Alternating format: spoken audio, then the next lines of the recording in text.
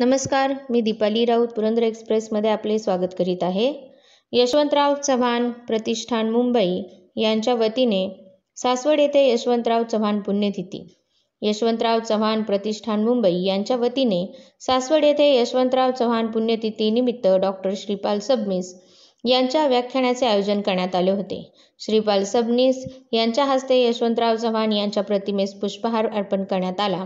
तर संयोजन कमिटीच्या वतीने माजी आमदार किशोरराव टेकोडे, ज्येष्ठ साहित्यिक रावसाहेब पवार, जिल्हा परिषदेचे माजी आदर्श सदस्य सुदामाप्पा इंगळे, पुणे जिल्हा बँकेचे माजी अध्यक्ष व विद्यमान संचालक प्राध्यापक दिगंबर दुर्गाडे, राष्ट्रवादीचे जिल्हा उपाध्यक्ष बंडूकाका जगताप यांच्या हस्ते पुस्तक देऊन श्रीपाल सबनीस यांचा सन्मान करण्यात आला.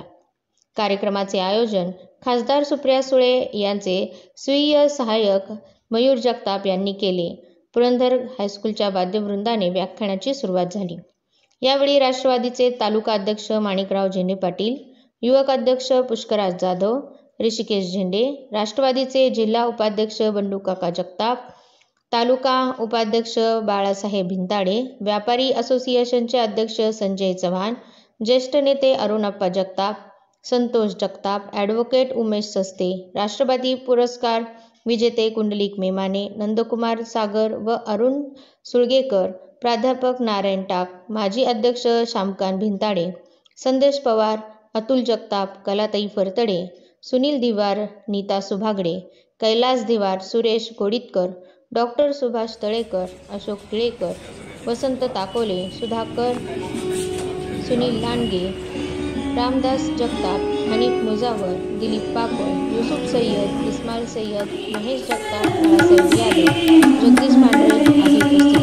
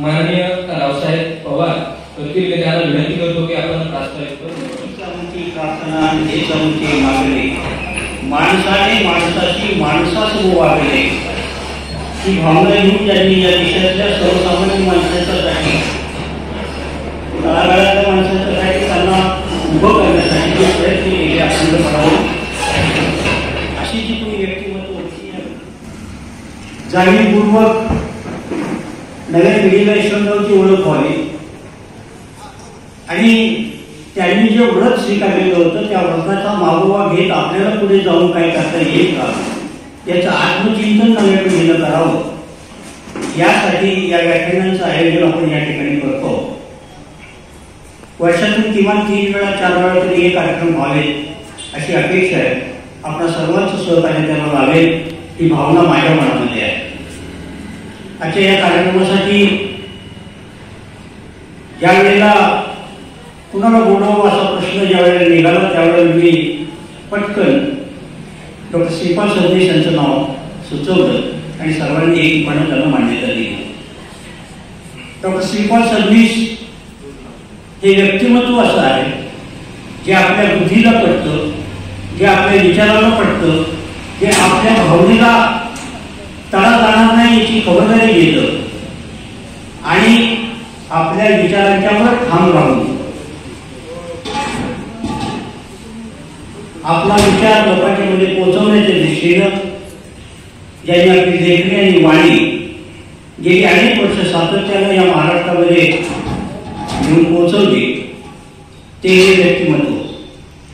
पिंपरीला जे अखिल भारतीय मराठी साहित्य संमेलन झालं त्या संमेलनाचे ते संमेलनाध्यक्ष होते. अतिशय परखडपणानं आणि विरोध सहन करून आपली मतं ठामपणानं मांडण्याचं काम त्यांनी त्या साहित्य संमेलनामध्ये केलं. आपल्या सर्वांनी ते वर्तमानपत्रातून वाचलेलं असते. जी माणसं समोरची आजवर होती साहित्य त्यांनी ते पाठ केलं.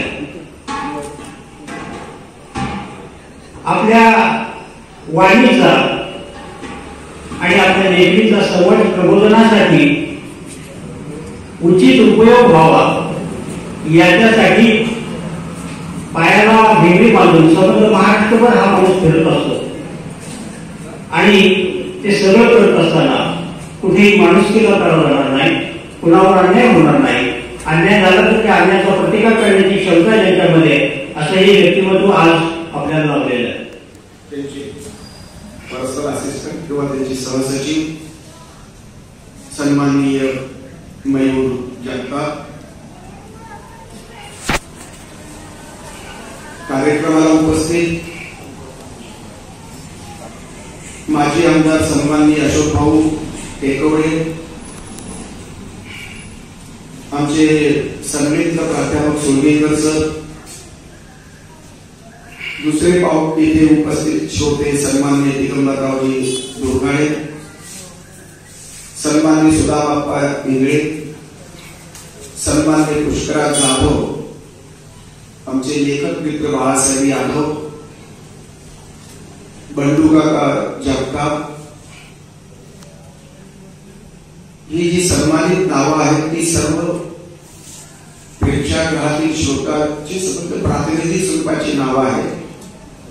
येथे उपस्थित असलेल्या सर्व बंधू भगिनींच्या संदर्भामध्ये मी विनम्रतापूर्वक त्यांची नोंद घेतो. विशेषतः अण्णांच्या पत्नी आणि आमच्या आदरणीय बहिणी सौ पवारताई आणि बंधू विसरून जातो की काय, अशा प्रकारची सर्वार्थाची दुरावस्था राजकीय, सामाजिक आणि एकंदरीत सांस्कृतिक क्षेत्रात निर्माण झालेल्या कालखंडात यशवंतराव चव्हाणांच्या 30-35 वर्षाच्या नंतरची मृत्यूनंतरची ही पुण्यतिथी आपण सासवडच्या या भूमीमध्ये आपण आदरपूर्वक कृतज्ञतापूर्वक साजरी करत आहात. म्हणून सासवडकरांना मी विशेष धन्यवाद देतो. सासवडचे नागरिक हे सर्वार्थानं अभिरुची संपन्न आहेत, वैचारिक दृष्ट्या समृद्ध आहेत. तरी सोपान देवाचं देवत्व अनुभवलं, सासवडकरांनी आचार्य अत्र्यांची लेखणी अनुभवली, शिवाजी महाराजांच्या काळातला इतिहास घडताना आणि घडवताना अनुभवला. अशी ही सासवडची ऐतिहासिक आणि पौराणिक संदर्भातली महत्वपूर्ण भूमी.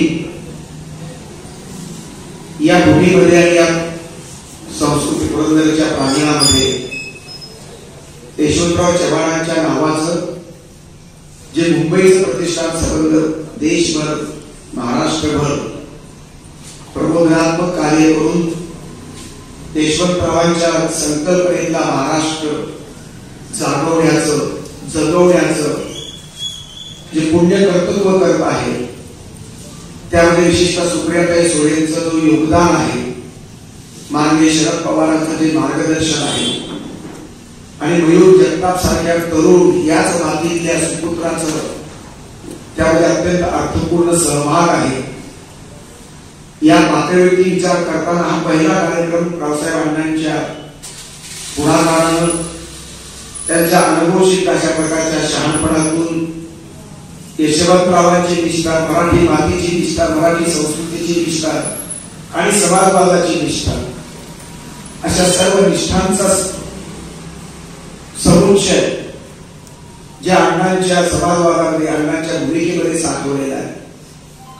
तळागाळातल्या माणसाची गाराणं ऐकणारे आणि त्याच्या डोळ्यातलं पाणी पुसणारे रावसाहेब अण्णा एस.एन. जोशी, नानासाहेब गोरेंच्या काळातले अत्यंत ध्येयनिष्ठ अशा प्रकारची समाजवादी निष्ठा आजही तेवढ्याच निष्ठेनं प्रखरतेनं जपणारे रावसाहेब अण्णा. सासवडचं नाव महाराष्ट्राच्या वैचारिक इतिहासामध्ये कायमचा अधोरेखित करण्यासाठी धडपडणारे रावसाहेब अण्णा. आणि आता आयुष्याच्या संध्याकाळी 75 नंतर यशवंतरावांच्या आठवणी त्यांच्या प्रतिष्ठानच्या शाखेच्या रूपाने नवी शाखा त्या प्रतिष्ठानची सासवडच्या भूमीमध्ये निर्माण करण्यासाठी कंबर कसलेले रावसाहेब अण्णा. मी जाहीरपणानं तुमच्या साक्षीनं, तुमच्या संमतीनं, मयूर जगताप यांना जाहीरपणानं त्यांच्या मार्फत सुप्रियाताईपर्यंत मी विनंती करतो, यशवंतराव चव्हाणांच्या भूमिकेचा गंध सासवडच्या भूमीमध्ये कायमचा पेरला जावा आणि त्या गंधित पेरणीमधून प्रबोधनात्मक सत्याचे, मानवतेचे, राष्ट्रकार्याचे, राष्ट्रसेवेचे, बहुसांस्कृतिक एकतेचं फळ प्रत्येक नव्या पिढीच्या अनुभूतीचा भाग व्हावा यासाठी सुप्रियाताई सुळे यांनी डोळस भूमिकेतून अण्णांच्या प्रयत्नाला आणि तुमच्या सर्वांच्या सहभागाला न्याय देण्याच्या भूमिकेतून नजीकच्या काळामध्ये सासवडच्या भूमीमध्ये यशवंतराव चव्हाण प्रतिष्ठानची एक नवी शाखा त्यांनी स्थापन करावी अशा प्रकारची विनंती मी आपल्या टाळ्यांच्या गजरावरती आमचा तरुण मित्र मयूर जगताप याला विनंती करतो. सुप्रियाताईंच्या वेळीपर्यंत ती मागणी आपण पोहोचवा आणि यशवंतरावांची शपथ घेऊन तिथेच 2 फुलं सुप्रियाताईंपर्यंत पोहोचवावी आणि ही माझी प्रार्थना तिथपर्यंत त्यांनी घ्यावी यासाठी मयूर जगतापाला मी निमंत्रित करतो.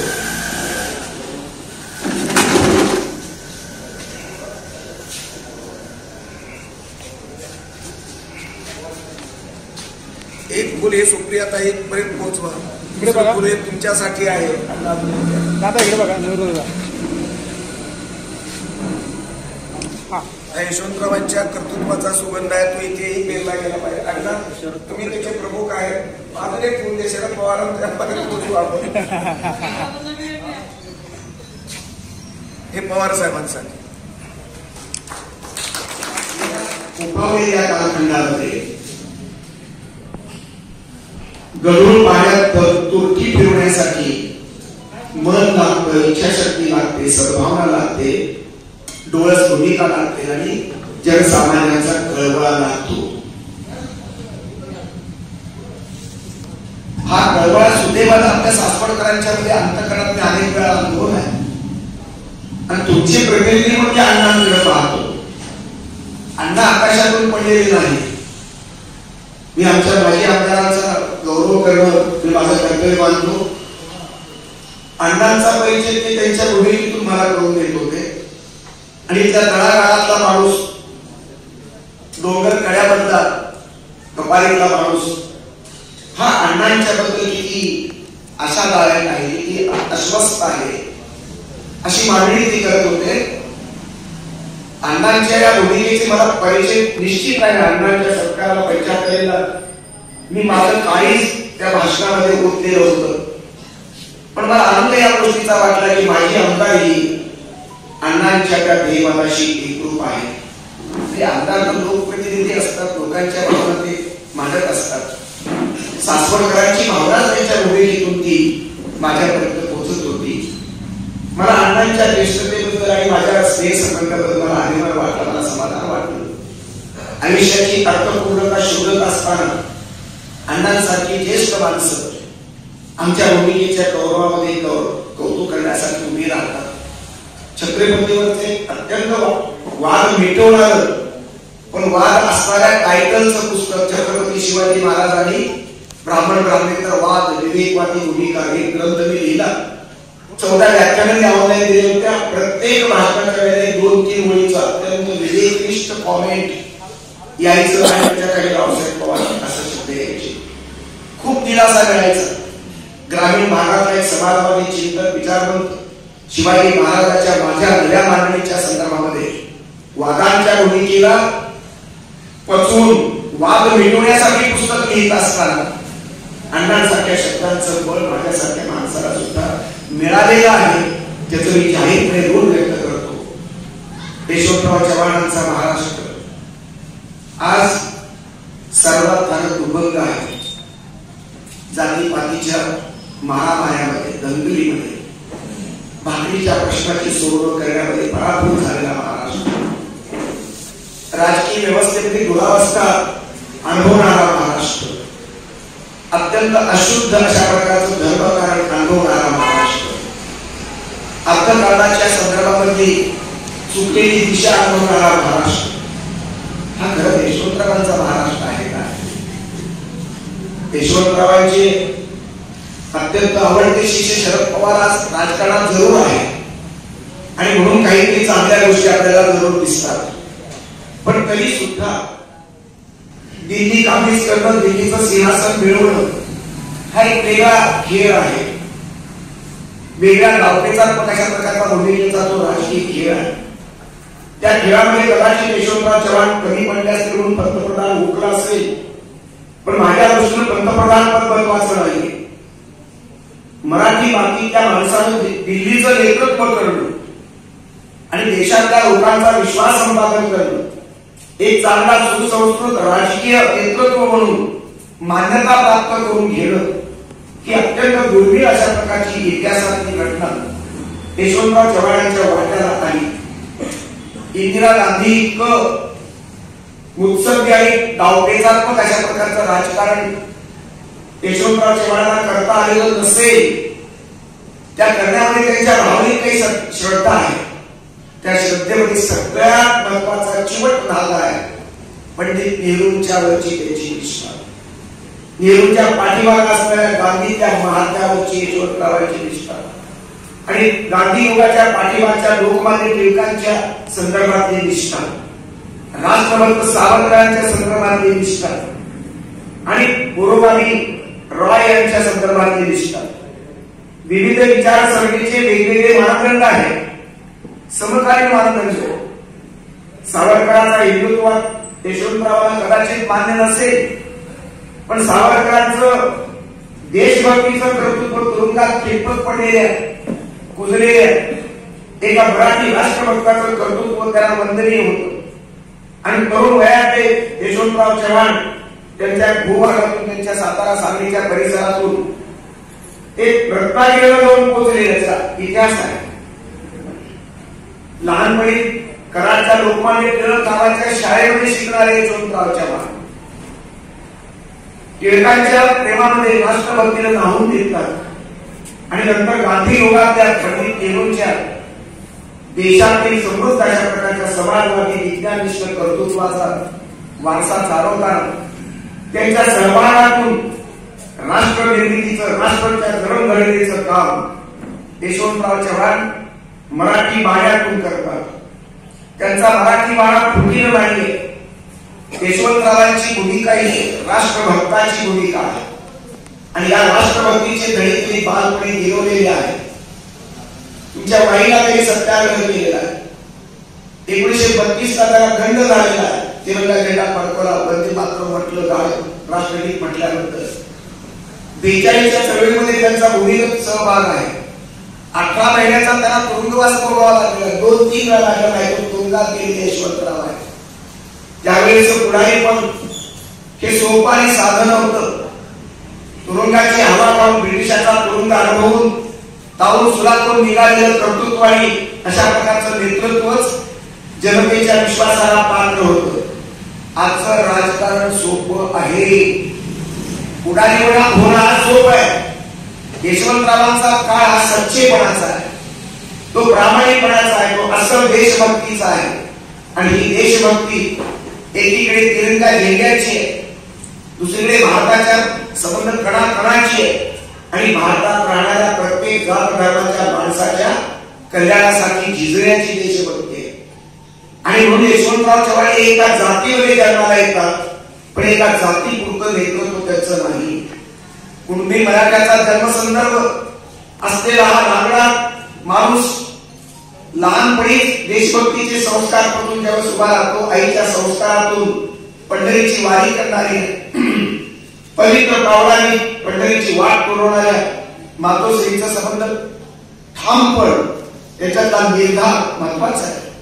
ज्यावेळी दंड झाला त्यावेळेला ब्रिटिश सरकारचा दंड झाला राष्ट्रभक्तीच्या संदर्भात, तेव्हा आईने यशवंतरावांना सांगितले की एक पैसा भरायचा नाही, सुटायचा नाही, माफी मागायची नाही ब्रिटिश सरकारची.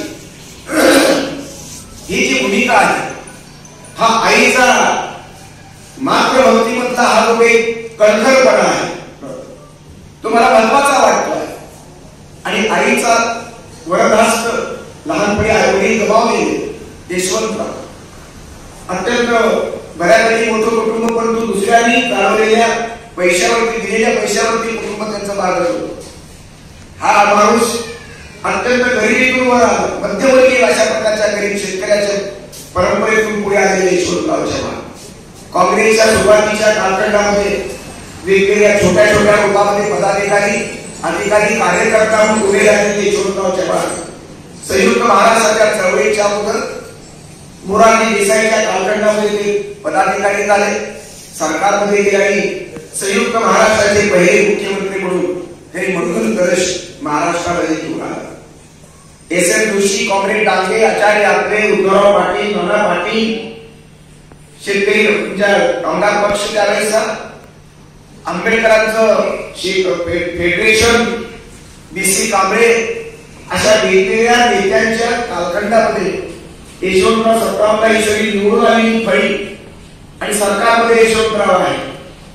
पण एस एन जोशीचं नेतृत्व, डांग्यांचं नेतृत्व, त्यांचं पुढारीपण, उद्धवराव पाटलांचं विरोधी पक्षाच्या दिग्गज पुढाऱ्यांचा सन्मान महाराष्ट्राच्या विधानसभेमध्ये या नव्या जाणत्या मुख्यमंत्र्यांनी केलेला आहे. यशवंतरावांची समंजस राजकीय भूमिका ही आजही तितकीच मार्गदर्शक आहे. राजकीय पातळीवरचा सरकारी पक्ष आणि विरोधी पक्षाचा आज आणि कालचा कलगीतुरा हा महाराष्ट्राच्या राजकारणाला आणि देशाच्या राजकारणाला कुठे घेऊन पोहोचवेल याबद्दल मला चिंता वाटते आहे. पण यशवंतरावासारखा अत्यंत निष्ठावंत काँग्रेसी माणूस संयुक्त महाराष्ट्र चळवळीमध्ये प्रचंड मोठ्या संख्येने निवडून आलेल्या दिग्गज नेत्यांचा विधान भवनामध्ये, विधानसभेमध्ये आणि खासगी सार्वजनिक जीवनामध्ये सुद्धा अत्यंत सन्मानपूर्वक, आत्मीयतापूर्वक एस एन जोशीला वागून, विरोधी डांग्याला, काँग्रेस डांग्याला वागून, आचार्य आत्र्यांना, उद्धवराव पाटलांना, हे सगळे विरोधी पक्षाचे लोक आहेत.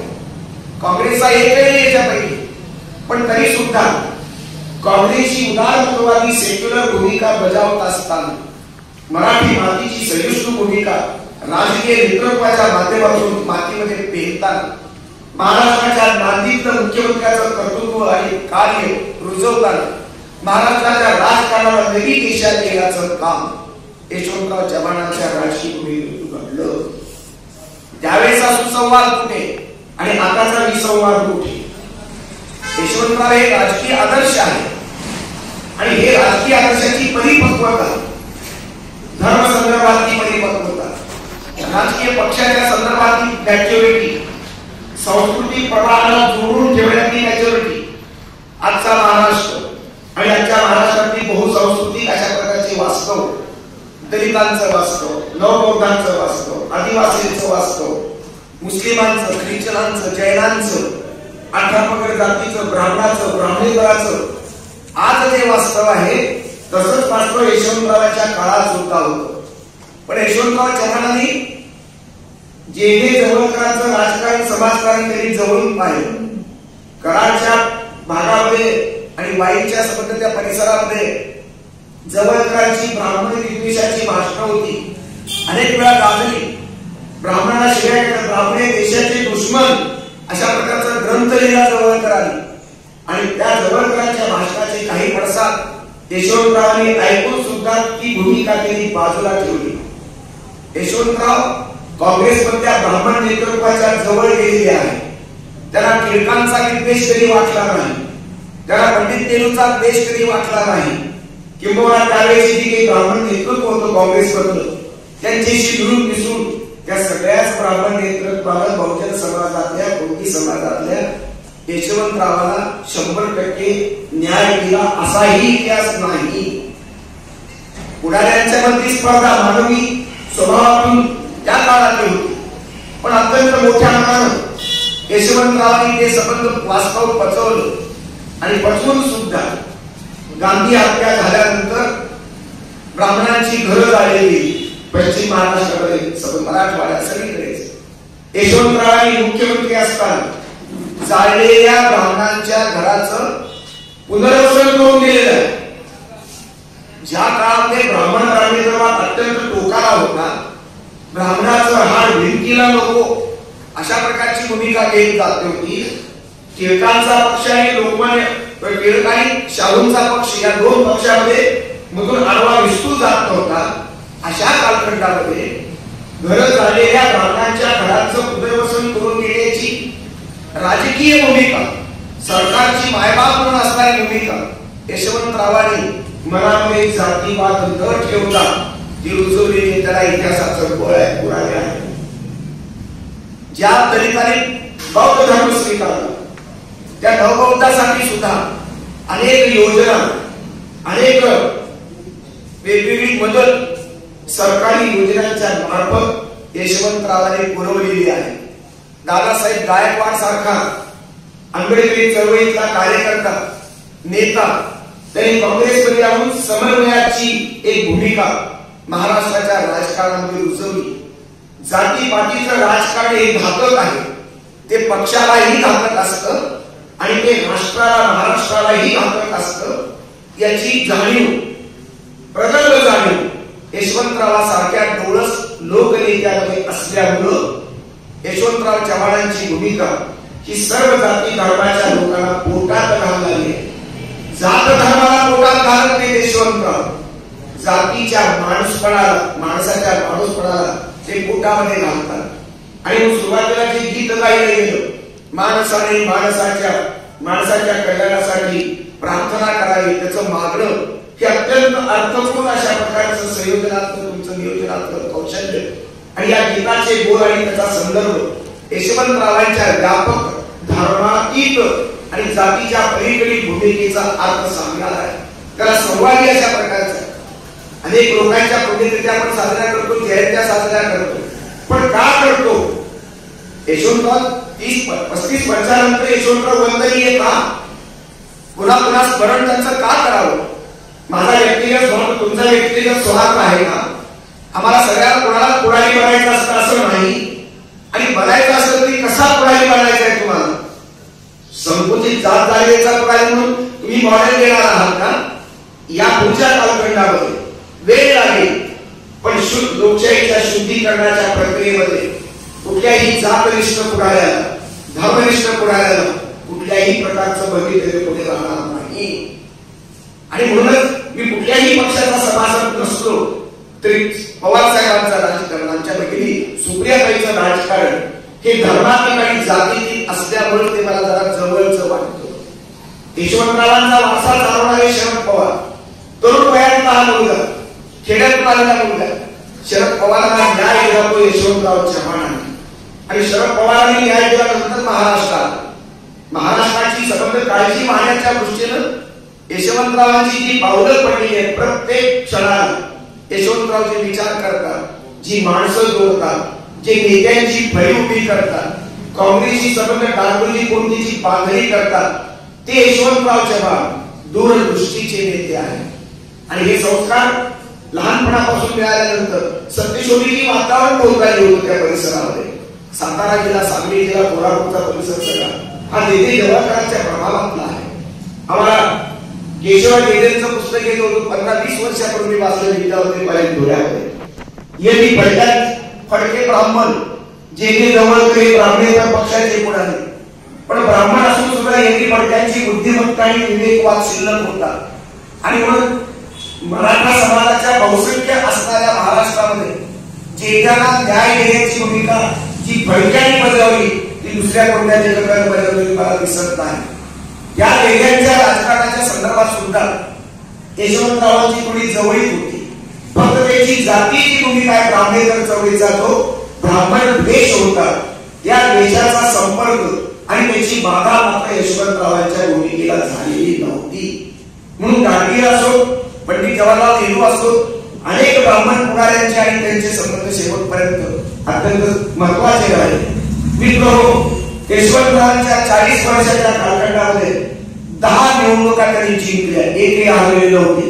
46 ते 76च्या कालखंडामध्ये 30 वर्षामध्ये महाराष्ट्रातलं मंत्रीपद, मुख्यमंत्रीपद आणि केंद्रातला तिथला अगोदरचं सुरुवातीचं संरक्षण मंत्री, दोन्ही युद्धामध्ये चीनच्या युद्धामधला मेननचा संबंध जो काही काळात इतिहास आहे, जो पराभव झाला चीनच्या विरोधामध्ये, त्यानंतर पंडित जवाहरलाल नेहरूंची दृष्टी ही व्यापक असल्यानं संबंध देशातल्या पराभवाच्या पातळीवरची इतिहासाला एक अत्यंत वाईट घसरण लागलेल्या कालखंडामध्ये पंडित जवाहरलाल नेहरू सारख्या मुरब्बी आंतरराष्ट्रीय ख्यातीच्या नेत्याच्या मनामध्ये एक नाव कोटी कोटी लोकांतून आलं संरक्षण मंत्री पदासाठी, ते मराठी मातीतल्या यशवंतरावांचं नाव आलेलं आहे. आणि ते यशवंतराव हिमालयाच्या रक्षणासाठी लागतात. त्यांनी रक्षण केलं, तिथलं लष्करी बळ वाढवलं. पूर्वाधातलं लष्कराकडे फार लक्ष नव्हतं. पहिल्या पंतप्रधानांनी किती कामं करावी हा एक प्रश्न होता.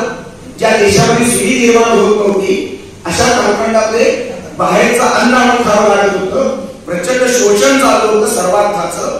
ती संबंध प्रक्रिया बंद पाडून मिळालेल्या स्वातंत्र्याला स्वराज्यामध्ये निर्माण करत असताना, गांधींना महात्म्याच्या कल्पनेतलं स्वराज्य आणि रामराज्य निर्माण करताना पंडित जवाहरलाल नेहरू समोर प्रचंड आव्हानं होती. अंतर्गत भारत उभा करायचा होता. तो चीनच्या भूमिकेकडे म्हणावं तसं लक्ष देता आलं नाही. चीनला ओळखण्यामध्ये अत्यंत डोळस पंतप्रधान नेहरूंची सुद्धा भूमिका मदत नक्कीच झाली. चीनी हिंदी भाईभाईच्या घोषणाला बळी पडले आणि कुठल्याही प्रकारचं लष्करी बळ न वाढवल्यामुळं भारताचा पराभव 65ला झाला. तो पराभव दुरुस्त करून सावरून घेण्याच्या दृष्टीनं महाराष्ट्राचा हा बळदगडी खेड्यातला माणूस, कुणबी पाटील माणूस हा तिथे जातो दिल्लीला आणि संबंध संरक्षणाची भूमिका घेताना एक समृद्ध आणि अत्यंत दूरदृष्टीचं नेतृत्व त्यांनी दिलं. आणि 65च्या लढाईमध्ये पाकिस्तानला त्यांनी कडे चालले, कडे कोणतेही सुनावले आणि भारताचा विजय त्या अधोरेखित केला. ताश्कंद करारामध्ये पुन्हा आपल्याला थांबावं लागलं, पण या दोन्ही युद्धाच्या संदर्भात संरक्षण मंत्री म्हणून असणारं यशवंतराव चव्हाणांचं कर्तृत्व हे मला आजही प्रेरक आणि मार्गदर्शक आहे. आजच्या संरक्षण मंत्र्याला सुद्धा यशवंतरावांच्या भूमिकेतली सूत्र, त्यांचं परराष्ट्र धोरण असेल, त्यांचं संरक्षण मंत्री म्हणून योगदान असेल, या अर्थानं मला कदाचित नरेंद्र मोदी यांच्या विचाराबद्दल माझे मतभेद जरूर आहे. पण नरेंद्र मोदींनी लष्कराची बांधणी करताना, राफेलची संबंध 36 नवनिर्मित विमानं मागवताना आणि त्याच्यातली बरीचशी विमानं तारून घेतली, पाणबुड्यांची संबंध रचना केली, अणुस्फोटाच्या बाबतीमध्ये नियोजन केलं, लडाखच्या सीमा पक्क्या केल्या, चीनचा धोका ओळखून प्रचंड प्रमाणामध्ये सीमेवरती सैन्य ओतलं, अग्निशस्त्रास्त्र घेतली. या सर्व आजच्या परराष्ट्र धोरणाच्या आणि संरक्षणात्मक तरतुदीच्या संदर्भातल्या भूमिकेची सूत्र यशवंतराव चव्हाणांच्या संरक्षण मंत्री म्हणून सिद्ध केलेल्या भूमिकेपर्यंत पोहोचवता येतात. हा जो यशवंतरावांच्या दूरदृष्टीचा जो काही करिश्मा आहे, तुम्हाला अत्यंत महत्वाचा आहे.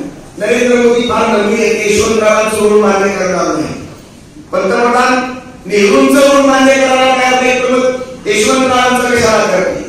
पण आपण वस्तुनिष्ठ अभ्यासकात संशोधक आहोत आणि म्हणून भारताचं परराष्ट्र धोरण असेल, भारताच्या संरक्षणात्मक भूमिका असते, परराष्ट्र धोरणाच्या बाबतीमध्ये सुद्धा यशवंतराव परराष्ट्र मंत्री होते. नंतरच्या कालखंडामध्ये अर्थमंत्री पद त्यांनी भूषवलेलं आहे.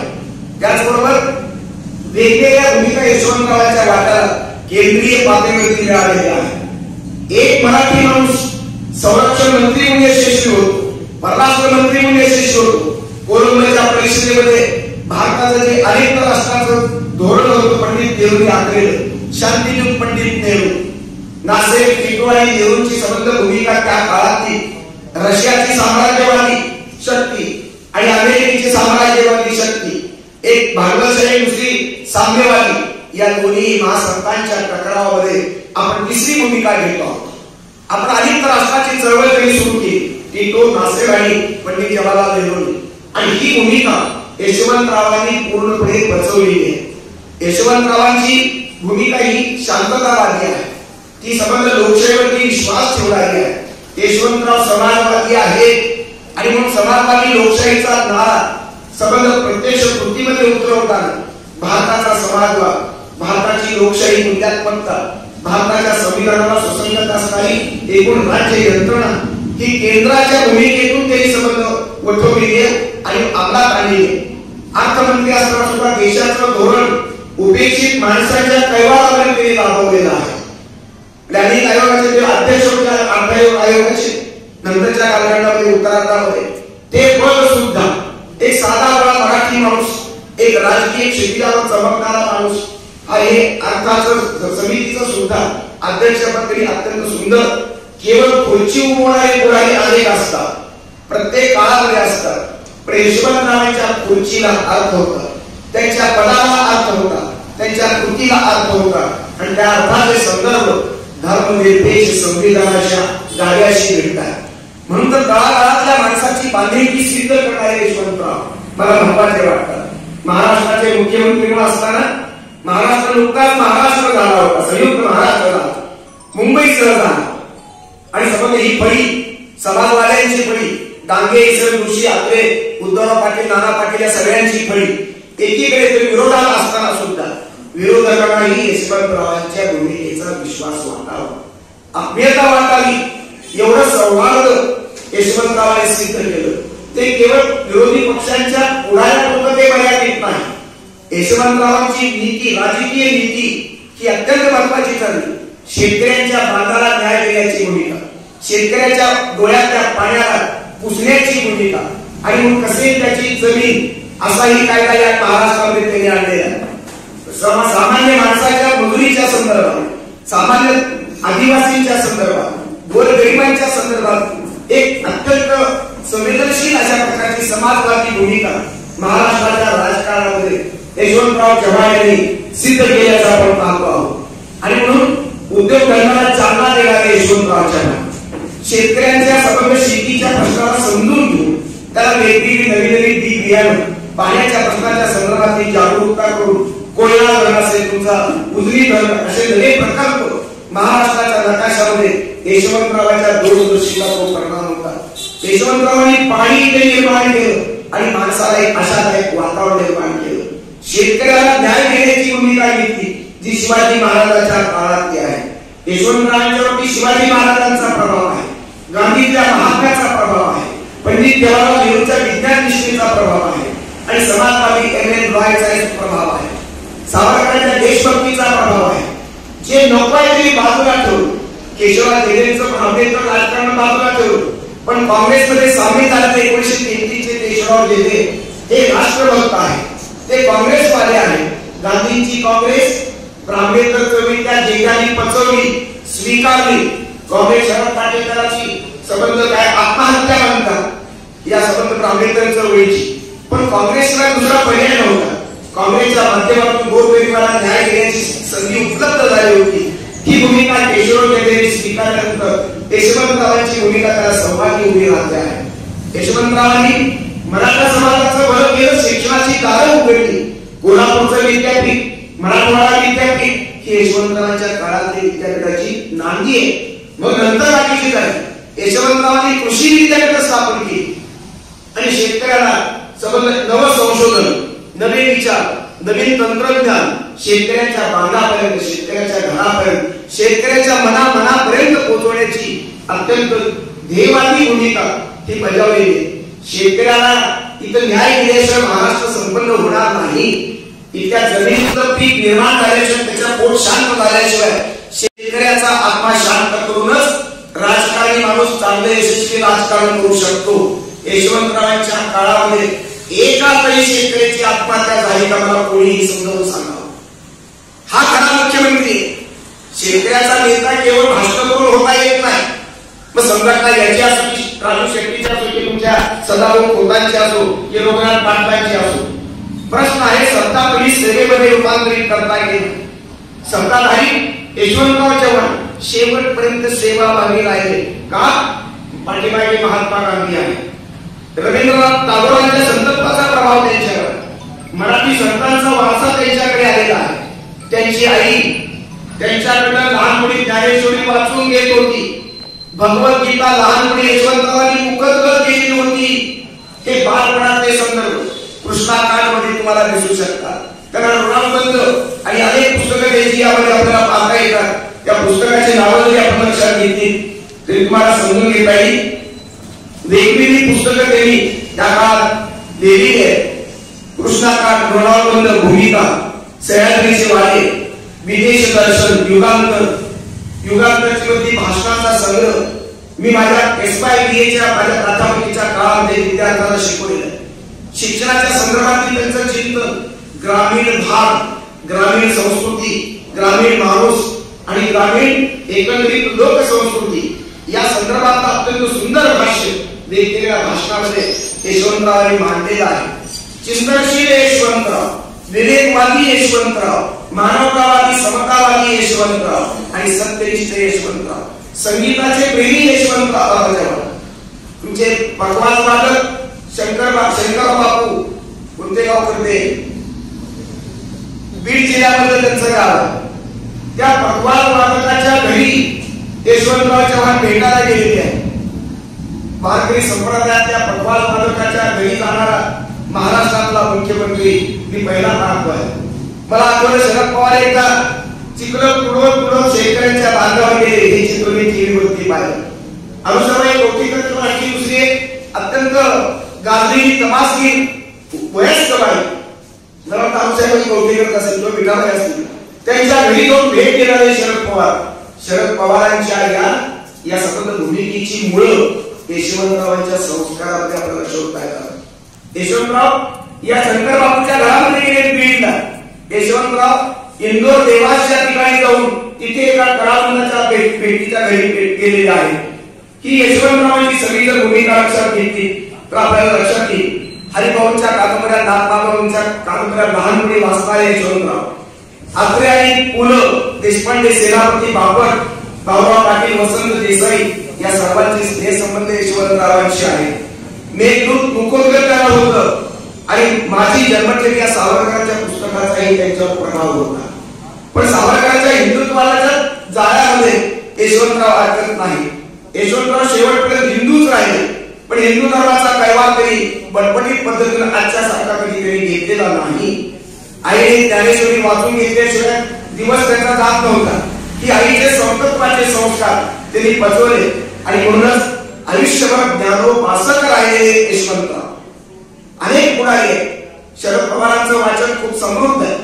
मला राऊत नावाचे त्यांचे PA मला सांगत होते की मी दिलेलं त्यांना भेट दिलेलं पुस्तक आणि माझ्या ग्रंथाला त्यांनी जे शुभेच्छा दिल्या शिवाजी महाराजांच्या ते त्यांच्या गाडीमध्ये टेबलावर बऱ्याच वेळेला ते राहिले.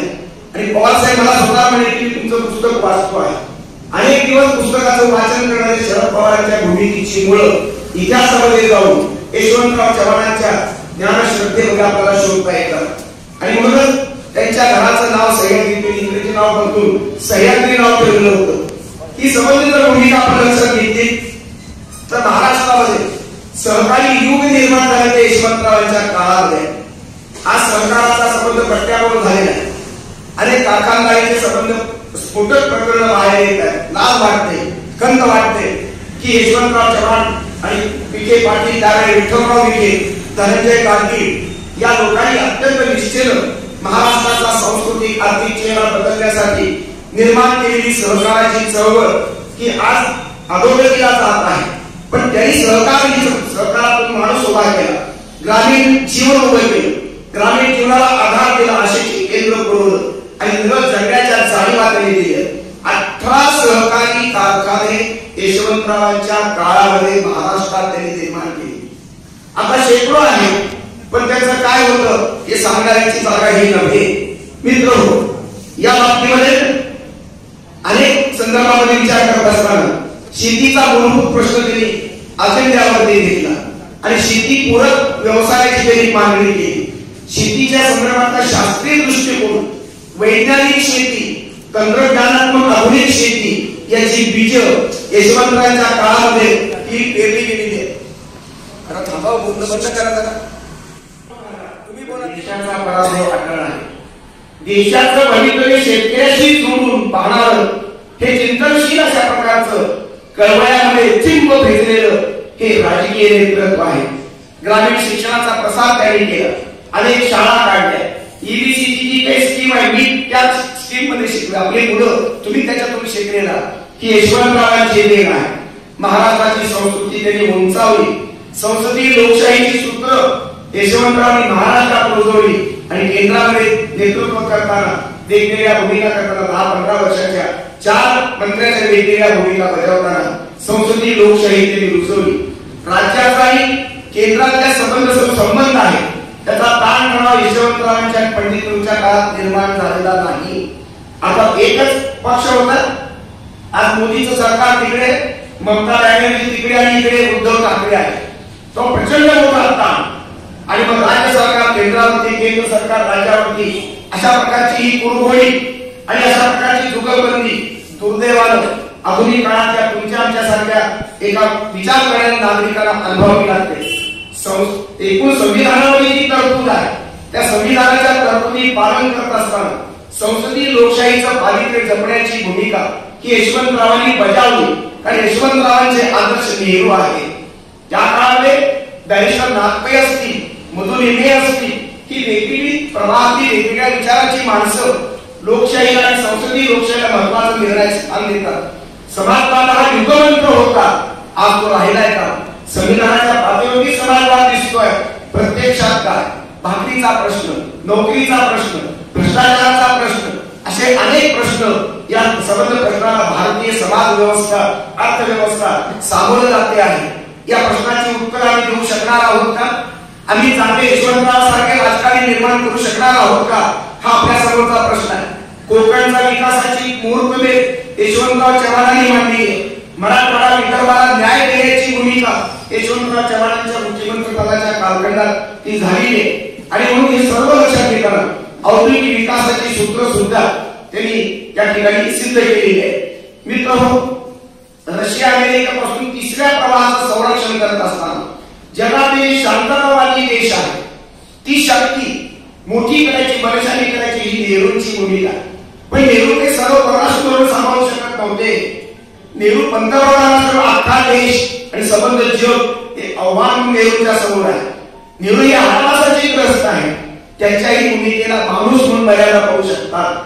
आणि म्हणून एक स्वतंत्र अशा प्रकारचं परराष्ट्र धोरण आखत असताना अनेक राष्ट्राची सूत्र यशवंतराव चव्हाणांनी प्राणपरापणे जपलेली आहे. त्यांच्या भूमिकेमधला शांततेचा विचार हा गांधींचा विचार आहे, बुद्धाचा विचार आहे, महावीराचा संबंध कॉम्बिनेशनचा विचार आहे.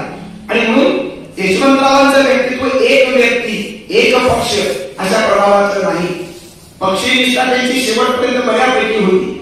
पण नेहरूंचीच कन्या पंतप्रधानाच्या खुर्चीसाठी ज्यावेळेस समोर इच्छा व्यक्त करते तेव्हा संधी असून सुद्धा, पात्रता असून सुद्धा यशवंतराव खुर्चीसाठी लाचार झाले नाही आणि खुर्चीसाठी त्यांनी आपलं बडबडीत स्वार्थही व्यक्त केला नाही. नेहरूंनी केलेल्या गुणाची नोंद घेऊन नेहरूंच्या स्मृतीप्रती इमानदार असणाऱ्या या मराठी सुपुत्रानं त्यांच्या कन्येसाठी पंतप्रधान पद सोडलं. त्याग करणारा मराठी मतदार आणि नंतर आणीबाणीमध्ये विश्वासात न घेता कुणालाही न विचारता इंदिरा गांधी आणीबाणी लावली. नाईलाज होता यशवंतरावांचा. 2-3 वर्षामध्ये 75ला आणीबाणी लागली आणि 78ला यशवंतराव आणि बाकीची मंडळी सगळे समाजवादी काँग्रेसमधून ते बाजूला पडले. शेवटच्या टप्प्यामध्ये पुन्हा ते काँग्रेसमध्ये गेलेले आहे. असं एवढा वेळ उतराल काही वेळा राजकीय गणित चुकतात. माणूस सर्वज्ञ नसतो आणि यशवंतराव सत्तेसाठी वाटते ते हे जे आज चित्र आहे ते यशवंतरावांच्या बाबतीमध्ये नाही. यशवंतराव सात्विक आहे. यशवंतराव अत्यंत शुद्ध आचरणाचे आहे. यशवंतराव शुद्ध विचाराचे आहे आणि म्हणून त्यांच्या एकूण राजकीय भूमिकेला मर्यादा तुम्हाला दिसू शकतात. यशवंतराव चव्हाणांचे कुंपणावरचे अशा प्रकारची टीका त्यांनी आयुष्यभर पचवली. पण कधी कधी कुंपणावरची माणसं तुम्ही त्याला कुंपण म्हणतात तो मध्यम मार्ग असतो. म्हणून बुद्धाला तुम्ही कुंपणावरचा म्हणणार आहात ना. गौतम बुद्ध मध्यमवादी विवेकवादी तसा यशवंतरावांचा मध्यमवादी हा सुद्धा कुणाला कुंपणावरचा वाटू शकतो. पण यशवंतराव चव्हाणांच्या चारित्र्यावरती बाई बाटली आणि करप्शनचं कुठलाही एक साधा ठिपका कलंक कुठेच लागत नाही. निष्कलंक यशवंतराव महाराष्ट्राचं महाराष्ट्राचं शुद्ध चारित्र्याचे ते निर्माते आहेत. महाराष्ट्राचे शिल्पकार पण आहेत, पण महाराष्ट्रीय बहुसांस्कृतिक चारित्र्य निर्माण करणारी अत्यंत महत्वाची अशा प्रकारची मुहूर्त मेळ ही यशवंतरावांनी रचलेली आहे. तुमचं सांस्कृतिक मंडळ जे आज दिसतंय, साहित्य सांस्कृतिक मंडळ, साहित्याकडे लक्ष असणारे यशवंतराव चव्हाण, तर्कतीर्थ जोशी यांच्याही त्यांची मैत्री, शास्त्रीजी ब्राह्मण पुढे विद्वान ब्राह्मण, यशवंतराव मराठा बहुजन आणि म्हणून एक ब्राह्मण आणि दुसरा मराठा, या दोघांनी या देशाचं राजकीय आणि सांस्कृतिक नेतृत्व एकात्मपणे महाराष्ट्राचं केलेलं आहे. आज तशी परिस्थिती आम्हाला दिसत नाही. ब्राह्मण आणि ब्राह्मणांची प्रचंड टोकाचे संघर्ष सुरू आहे. ते शिवाजी महाराजांच्या संदर्भात आहे, ते राजकारणात आहे, समाजकारणात आहे, धर्मकारणामध्ये आहे. महाराष्ट्र दुभंग करण्याचा पाप या देशातल्या आत्ताच्या महाराष्ट्रातल्या काही विद्वानांनी सुद्धा केलं. पण यशवंतरावांच्या काळामध्ये विद्वानांच्या वेगवेगळ्या जातीच्या दावणी नव्हत्या. एकच एकात्म महाराष्ट्र, एकसंघ महाराष्ट्र, समर्थ महाराष्ट्र, प्रेरक महाराष्ट्र, मार्गदर्शक महाराष्ट्र आणि भारताला सावरणारा, भारताला वळण देणारा, भारताचा राष्ट्रीयत्व शिल्लक ठेवून आणणारा, भारताचा तिरंगा अभिमानाने फडकवावा म्हणून तळमळणारा महाराष्ट्र, असंच महाराष्ट्राचं चित्र आणि चरित्र आणि चारित्र्य देशाच्या इतिहासामध्ये अधोरेखित करण्याचं पुण्य हे यशवंतराव चव्हाणांनी सिद्ध केलेलं आहे. युरोपच्या जाहीरनाम्याला बळ मिळावं म्हणून भारताची भूमिका, रशियाकडे आणि अमेरिकेकडे गहाण न ठेवता तिरंगा स्वतंत्र फटकत ठेवला आणि जगातल्या कोटी कोटी जनतेचा शांततावादी ध्येय यशवंतरावांनी जपला. विकेंद्रित लोकशाही, तुमच्या महाराष्ट्रातलं पंचायत राज, तुमची जिल्हा परिषद, तुमची ग्रामपंचायत, पंचायत समिती, हे सगळ्या ग्रामीण भागातलं जे काही जाळं आहे हे सत्तेचं विकेंद्रीकरण आहे.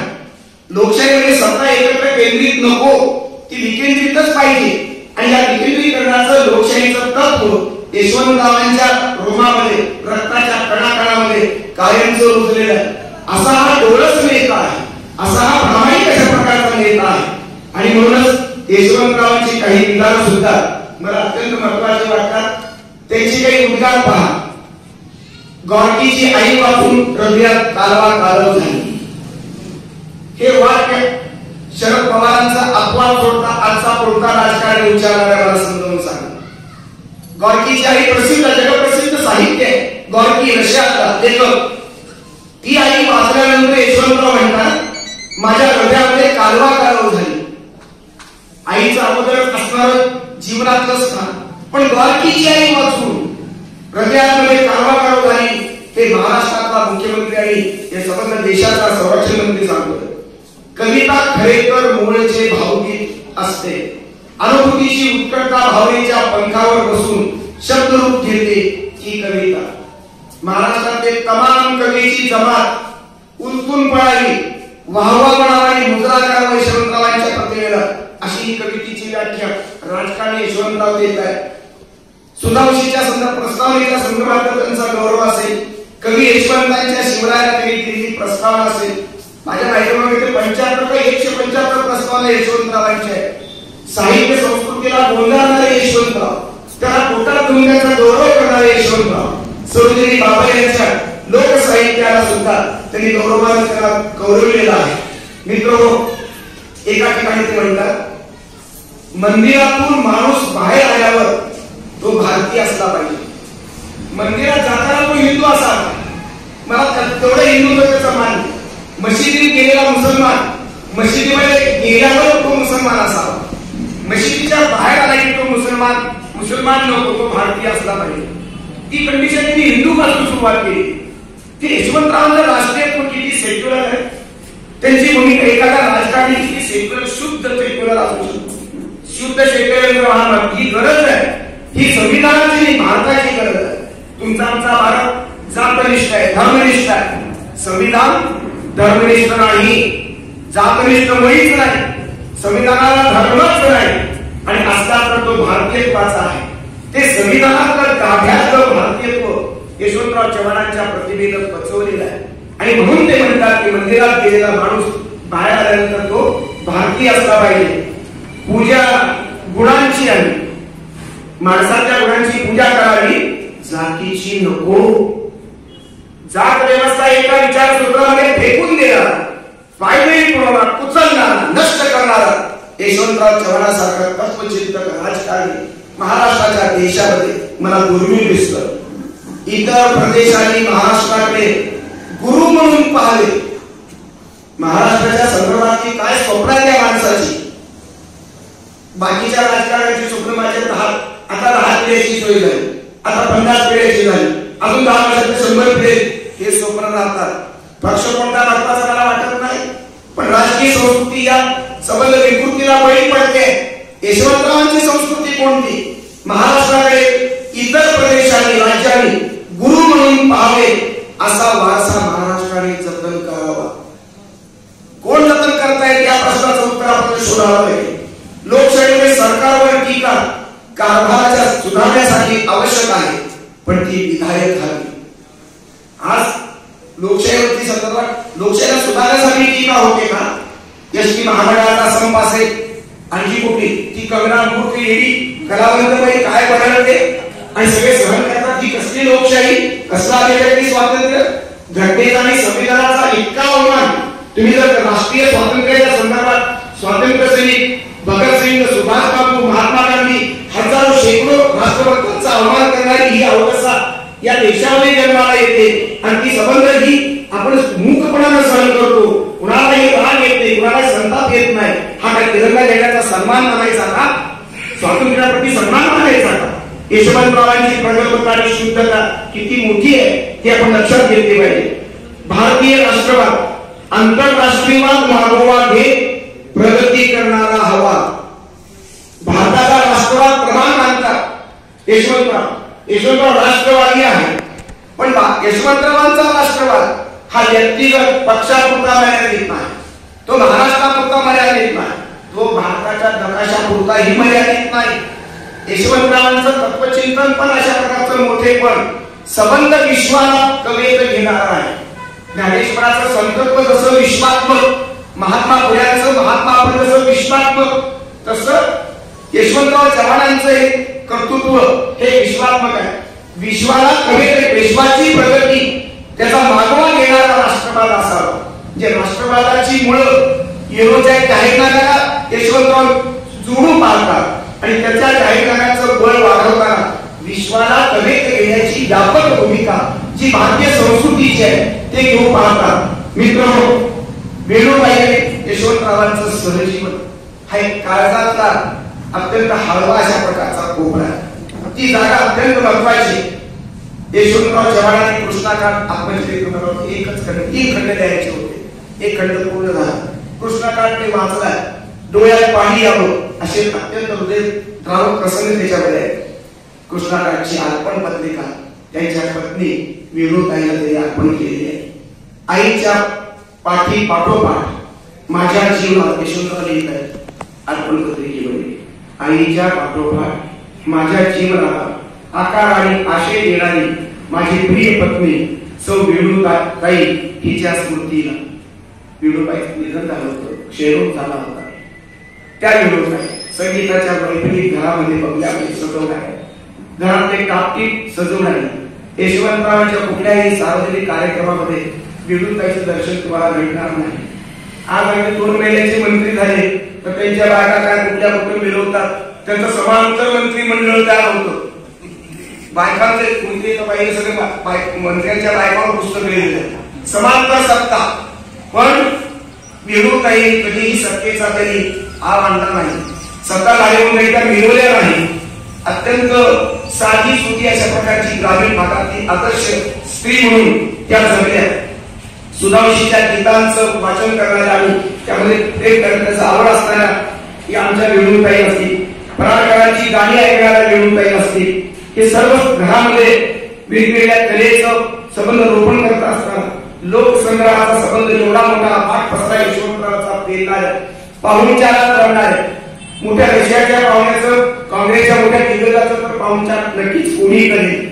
वेणूताईंनी त्यांच्या भंग्याच्या बायकोला घरी बोलावून तिची ते काय पोटी बनलेले नारळ, खण, साडी अशी माऊली माझ्या आयुष्यात कुठे कधीही अनुभवलेली नाही. वेणूताईचे हे रूप इतकं भावतं मी त्यांना कधी पाहिलं नाही. पण हे वाचताना डोळ्यात पाणी यावं इतकी विरुद्धाची प्रतिमा आहे. कर्नाटकचा वासू नावाचा त्यांचा नोकर होता. यशवंतरावांचं खाजगी जीवन, यशवंतरावांची कुटुंब जाणीव किती सेक्युलर आहे. नेपाळचा गंगाराम त्यांच्याकडे कामाला, घरामध्ये नोकर, आणि नोकराच्या मुलांना, जे नोकर आहे त्यांची मुलं, त्या मुलांची आजी म्हणून वेणुताई या घरामध्ये वापरल्या. वेणुताईंचं आयुष्य हे मौनातले सुगंधित फूल आहे. यशवंतराव चव्हाण भारतीय संस्कृतीला आणि मराठी संस्कृतीला अर्पण, आणि यशवंतरावांच्या व्यक्तिमत्वाला त्यांच्या पत्नी वेणुताई अर्पण. समर्पणाची कहाणी. यशवंतरावांचे जीवन म्हणजे समर्पण आहे मराठी मातीला, देशाच्या मातीला. आणि आमच्या वेणुताईचं आयुष्य संबंध यशवंतरावांच्या संबंध या कर्तृत्वाला अर्पण केलेलं आहे. ग्रंथांची स्वच्छता करणाऱ्या या वेणुताई आहे. फर्निचरच्या सगळं साफसफाई करणाऱ्या वेणुताई. देवघरामध्ये आई बाप्पाची पूजा कर, रोज पूजा आई वडिलांची वेणुताई. वेणुताईची सासू आणि वेणुताई यांचं नातं सासू आणि सुनेचं कधीच नाही, माय लेकीचं नातं. असं नातं कुटुंबातल्या प्रत्येक सासू आणि सुनेने स्वीकारावं. किती आदर्श घ्यावे या माणसाकडनं. दुर्दैवानं याला मूल नाही. भावाची मुलं त्यांनी आपली म्हणून सांभाळली, आणि संबंध आदिवासींची, दलितांची, बौद्धांची, मातंगांची, मराठ्यांची, ब्राह्मणांची सर्व नवी पिढी चांगल्या पद्धतीने जगावी म्हणून यशवंतराव एकीतून प्रयत्न करत होते. आणि त्या यशवंतरावांना पेरण्याचं, त्यांचं काळजी करण्याचं, खाऊ पिऊ घालण्याचं काम या वेणुताई करत होते. परदेश दौऱ्यामध्ये फार कमी वेळा वेणुताई गेल्या असल्या पाहिजे. सुखरूप परत या एवढंच वाक्य वेणुताईचं यशवंतरावांच्या बाबतीमध्ये असायचं. एक शिंदे नावाचे ग्रंथ काढतात, नांदेडचे साधा माणूस आहे. त्यांनी वेणुताईवरती छोटं पुस्तक लिहिलं. 10-12 वर्षापूर्वी मला त्या पुस्तकाचा चटका लावला, आणि ते पुस्तक नंतर मला यशवंतरावरती मला बोलायचं होतं. आंबेजोगाईला नगरच्या कॉलेजमध्ये त्याचं ते पुस्तक मी आणून घेतलं, आणि ते पुन्हा मी त्याचं पारायण केलं त्या वेणुताईच्या पुस्तकाचं. यशवंतरावरती हजारो पुस्तकं लिहू शकतील, पण यशवंतरावांच्या जीवनामध्ये अत्यंत पायाभूत अशा प्रकारचं कौटुंबिक जीवन त्यांनी आधार दिला. यशवंतरावांना पूर्वाला सांभाळलं, त्यांना मोठं करण्यामध्ये घरचा अत्यंत स्नेहाचा वाटा उचलला. त्या पत्नीचं योगदान कोण कसं मांडणारा, पण अशी दुर्मिळ पुस्तक आहे, आणि वेणुताईचं चित्र त्यापासून स्पष्ट करण्यात आलेलं आहे.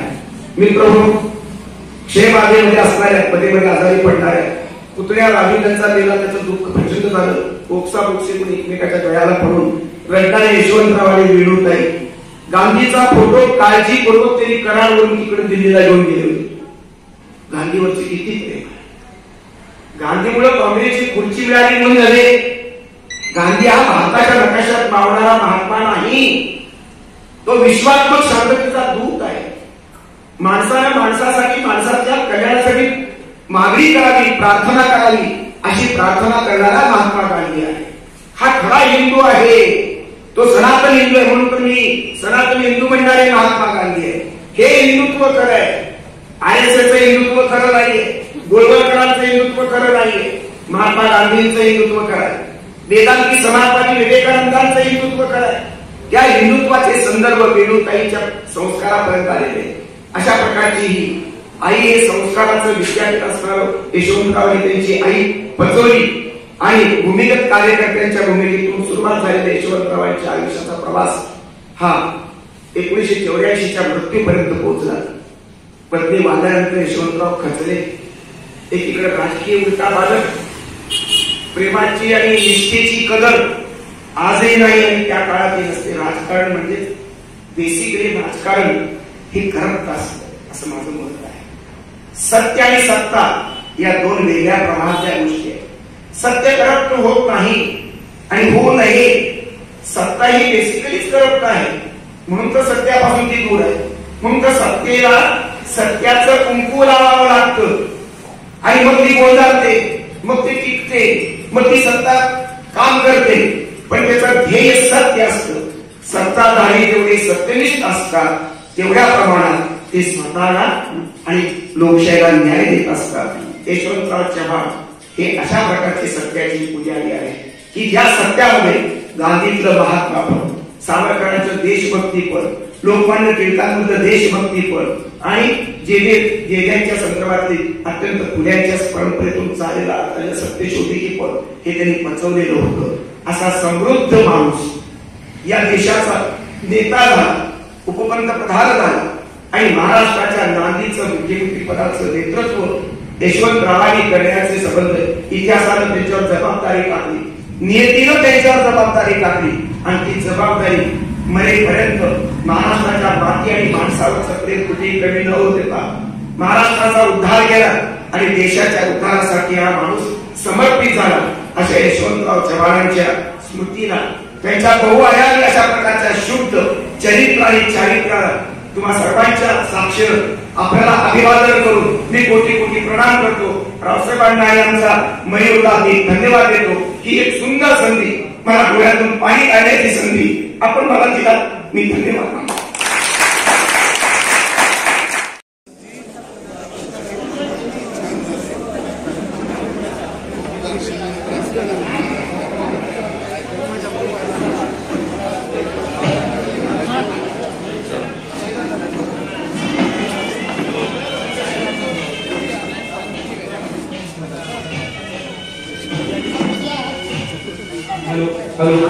या ठिकाणी अल्पोपहार यांची व्यवस्था केलेली आहे. मान्यवरांना विनंती की आपण अल्पोपहार घेतल्याशिवाय या ठिकाणी जायचं नाही.